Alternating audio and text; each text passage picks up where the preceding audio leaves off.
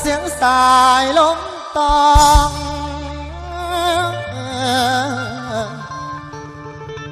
จากหิมของแถวทงละปองมัดกาไว้แล้วเพียงหน้าน้อยคอยผักเศร้าเงียบขึ้นมากินข้าวเศร้ามีแห้งเบิ่งจากน้อยและนั่งขึ้นไปลอยลอยถึงอดีตผู้ขาสิเป็นบ้าย้อนมักครูเขาคือควายบักบูหน้ากำนวดทั้งดำงานประจำคือไทยนาผมโพนเก้าอี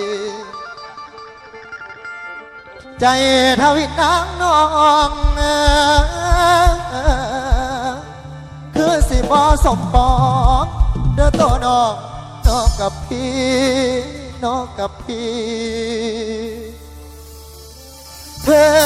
แม่พิมพ์คนดีพี่เจ้าหน้าตำต้อยบ่คอยใด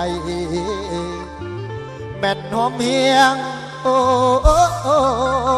โอ้โอ้สาวครู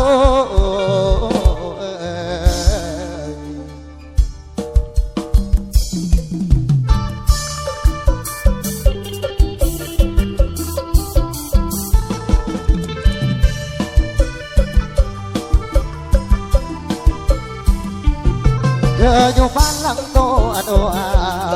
ฉันนอนหน้าบ้านเรือนเมื่อจะรำดูเธอพักเพียนรำเรียนได้เป็นครูช่างมาดูเศร้ามองฉันจริงเราเธอไปเรียนฉันเป็นอาบันหาเศร้าทางเดินเรานับมาทางศักดิ์ศรีอนาคตของน้องต้องผู้ดีส่วนตัวพี่มองมนทนตำนาเหลือใจลาเห็นน้องจบครูมาน้ำตาให้ยาวคิดเป็นเขาตะกี้โตเล่นร่วมกันโตไอ้นั่นเรียนอยู่ป.3 ส่วนว่าครูคนงามอยู่ป.2เด้อน้องสองเขาเบาน้ำกันคักแน่ปิ้งกระป๋อมปนแย่พวนแต่นอนเดียง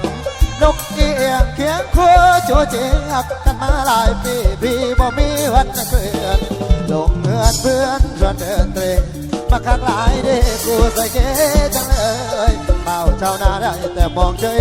ใจคิดอยากรบเกยบอกกาเอ่ยว่าจะชาวนาอย่างเราเฝ้าแอบผลลัพธ์คือเจ็บแสบไม่ได้แนบเพียงกายหัวใจคงได้แต่มันหมายเห็นครูเดินกายได้สอนนักเรียนเพียงหลายมือ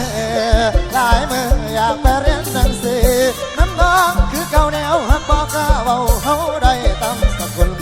ใจว่าวนแก้มจนพูดมองหาวาสนาเจ้านาสิซ้ำพอโอ้ยเพียงนี้อดีตรักมักสาวคู่เสียผู้บ่าวก็แล้วกันเด้อ